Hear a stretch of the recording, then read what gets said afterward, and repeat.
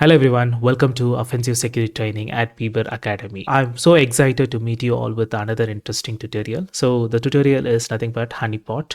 So Honeypot is a important play vital role in the field of cybersecurity. It is also a very good solution. So for your convenience, I have divided this part into two things. So in the first part, we're going to see what is a honeypot and how the honeypot actually works, types of honeypot, and we're going to deploy the honeypot in the AWS solution. In a part, moving to the part two, I'm just going to run the honeypot which I deployed in this video for next 5 days. Once we will be capturing all the logs and we will be conducting a thorough analysis, and so that we can identify and capture the potential hackers. All the stuffs will be there. So it's going to be interesting. So stay tuned. Without further delay, let's get into the video over there. So before getting to video, let's start with the basics. What is a honeypot? Well, imagine a honeypot has a decoy. Trap is set to attract the cyber attacks.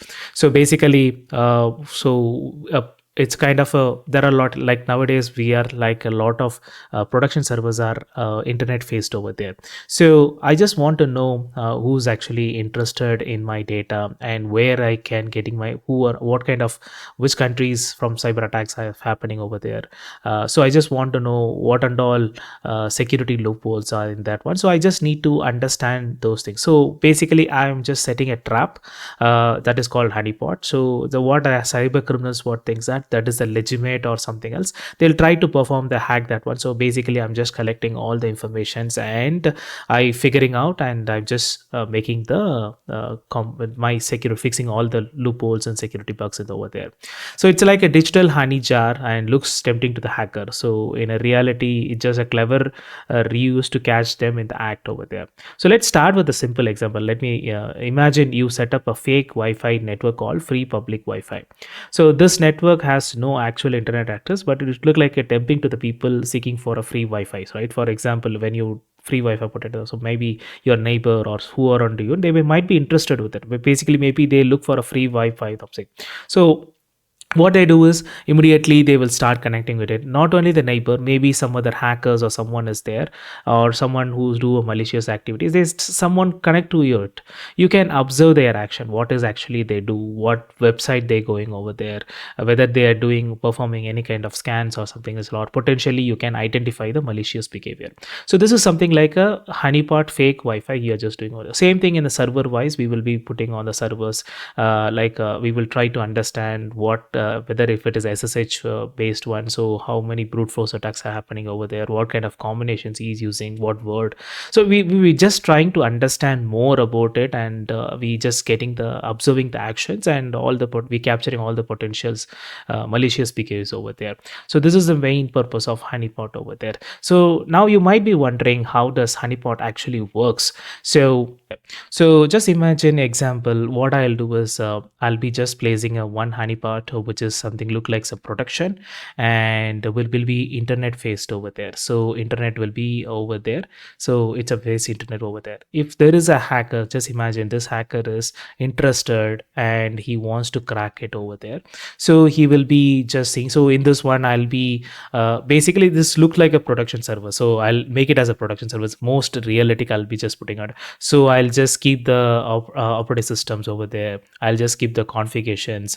I'll just open the ports, keep the softwares in a weak password, temping entry points, all the adjustments. So when hacker comes across this honeypot, thinks it's actually easy target for him, but unknowingly they are entering into a control environment. So that I'm just monitoring all of those. So that allow the cybersecurity professionals to observe and study their tactics. So basically I'm just analyzing the hackers. So how their behaviors works, what kind of passwords, what kind of word list they're creating, what kind of techniques they are using. So as much as I know about the hackers as a cybersecurity professional, I can build the environment more stronger and those things, because I need to know how the hackers are, their technologies, or what kind of idea or tools or their style of attacks and those things, I have to study over there. So then only I can build the right systems against them, and I do. So to do that, actually, Honeypot is helping over there.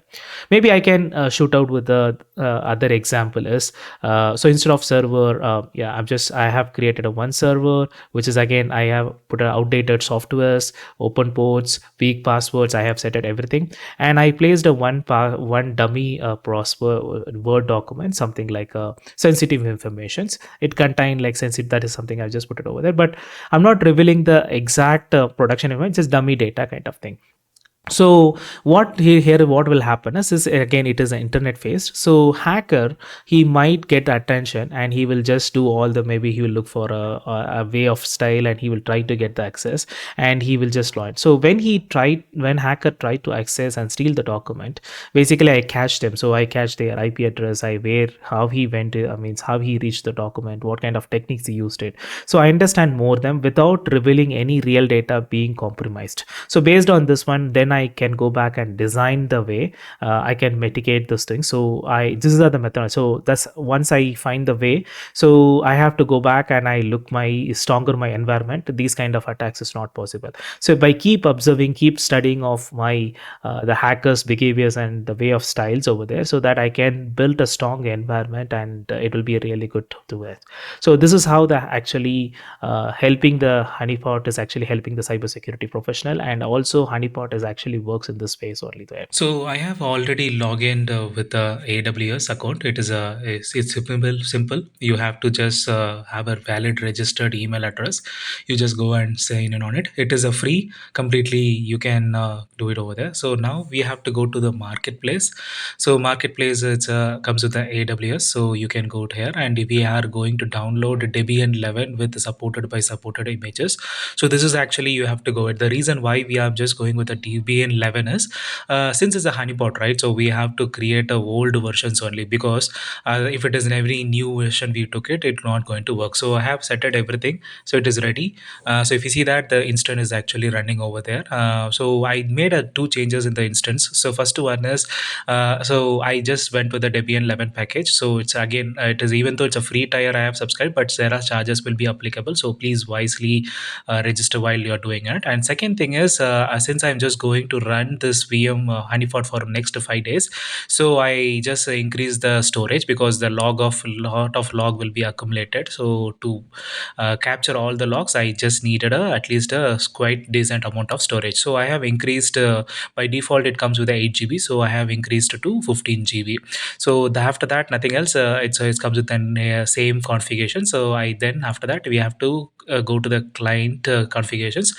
We have to go to SSH1. So to copy the SSH, let me go to the PowerShell terminal window. So I just copy it. Here I have already generated the key. So since it is the first time, so it's asking for me to, so click S. So once it is done, it will be it gone. So now I am inside the Debian machine, which is running in the AWS. So now what I'll do is, let me run a update, sudo apt update, because I have to update the packages. So seems like all the packages are up to date. So now what I have to do is, I have to check whether the git tool is there or not. So to type the git, which git. So if you see that the blank there, so that's mean the tool is not installed. So I am going to install this tool. So because we are going to clone the tools from the GitHub only. So this is actually the tool. All in This is the teapot. So this is the tool we are going to clone, and we are going to install in the AWS vision. So this is actually all in one multi hotspot honeypot platform. So which is again comes with all the solutions, like it will do all the comes with the Kibana dashboard, elastic searches, and dash, everything is all in a one tool. So it's easy, simple solution. So it's easy to deployment also. Again, it gives a reality of like a production environment over there. So this is what I'm going to clone it in the AWS, which I have created in the VM. So now what I'll do is, let me go and copy the so first of all, let me go and install it, sudo apt install git. So that I'm just installing the git commanded. Click S, and it is installed now. So now what I need to do is, let me go back and check whether reconfirm it. So now if you see that it is installed. So now what I will do is, so now we'll be going to the website and copy the sudo git clone, and let me go to the website, and we will be going to that one, and let me copy this one because I'm just cloning the complete packages and go here. So let me go it, enter. So now if you see that the packages are getting cloned, so we'll have to wait for the clone to be get completed with there. So once the cloning is done, we will be going and starting the installation. Okay, so now if you see that ls, so the package is already cloned. Now let's go to the folder, teapot folder. Okay, so if I do ls, if you see that there is a package are cloned, and I'm going to install this as install.ssh. It is a auto script one. So I'm going to run this bash script. So it is going to install all the packages needed honeypot and keep it ready for the honeypot will be ready for the in the AWS environment. So now what I have to do is installation is simple. To run this one, sudo install.shs. So it's a bash, since I have to dot slash install ssh, and I have to type the user because this is a user, it's having a user right permission. So I'm giving over this since it's an auto script. So let's say installation start. It will be take some time.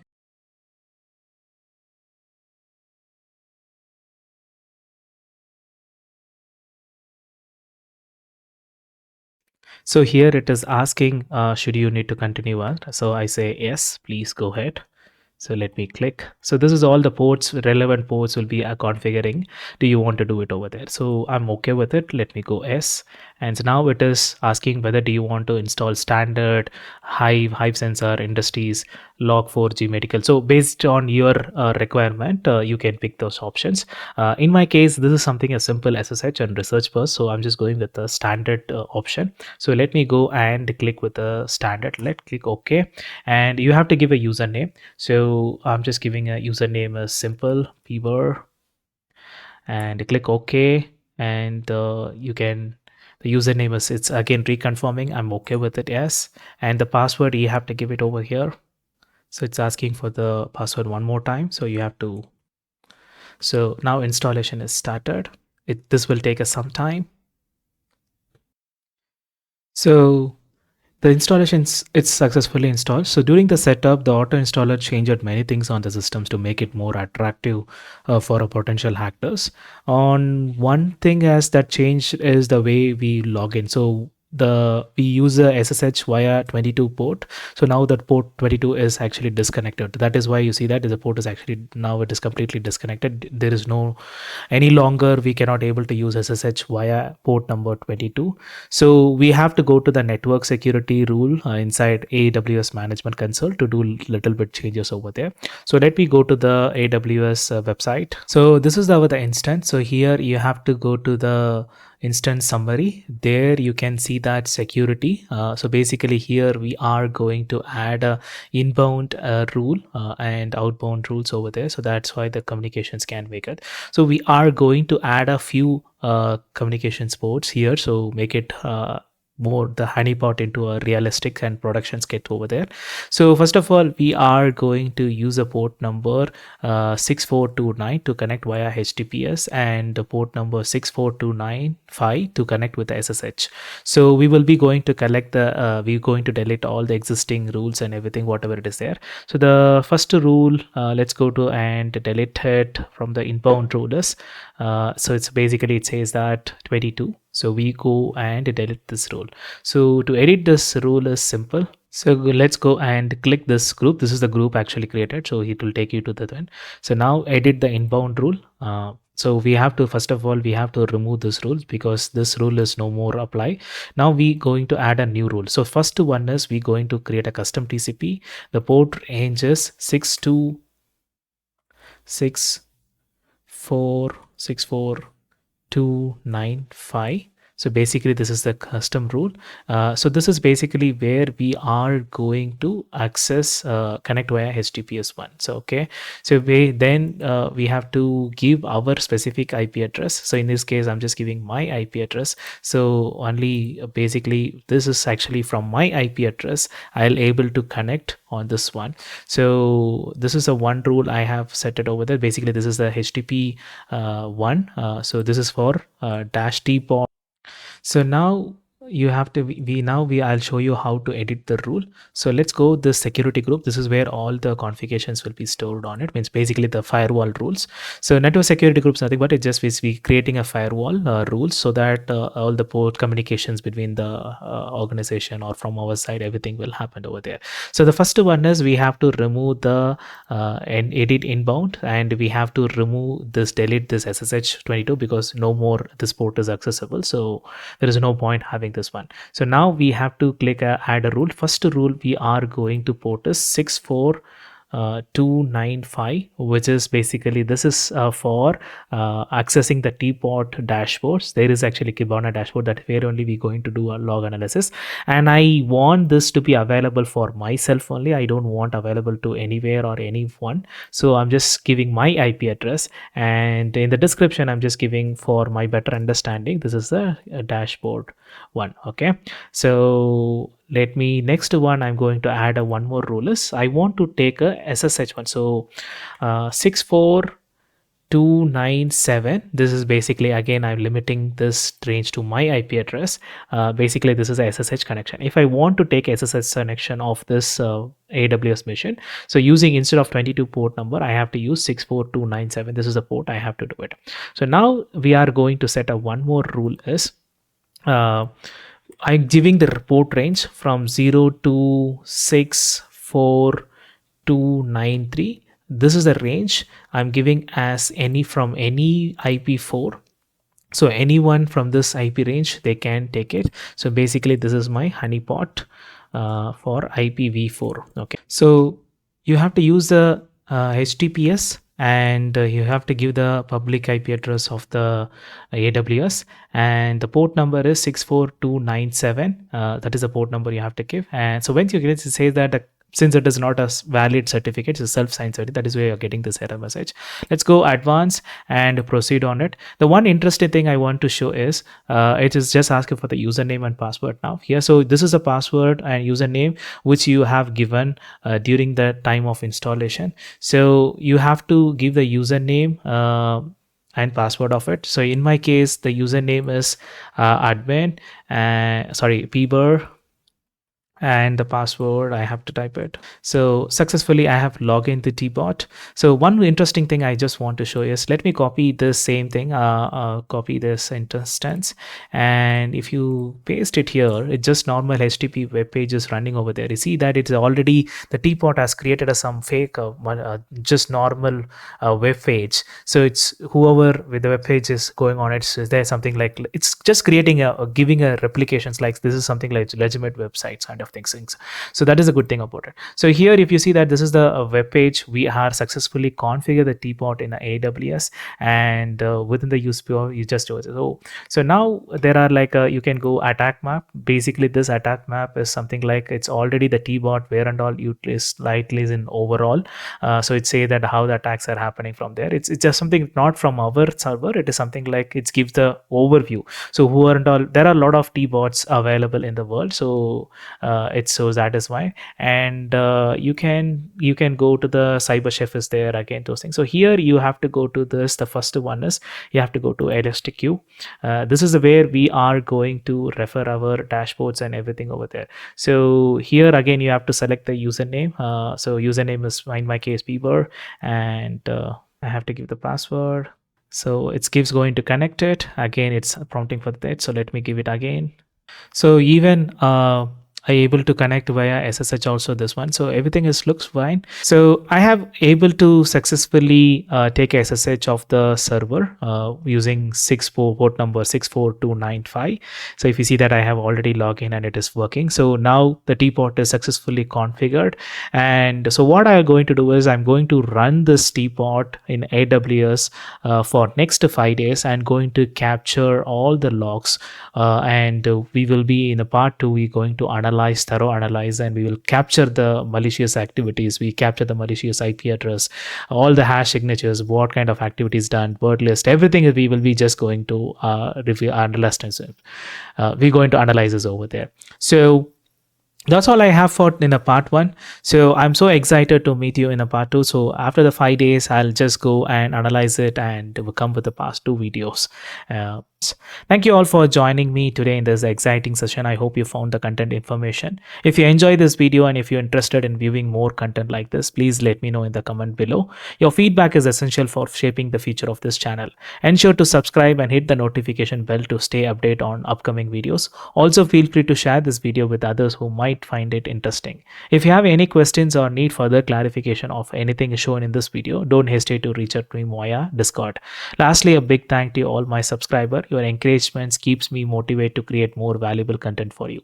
Stay safe, stay curious. See you soon with another interesting video. Bye for now. Take care.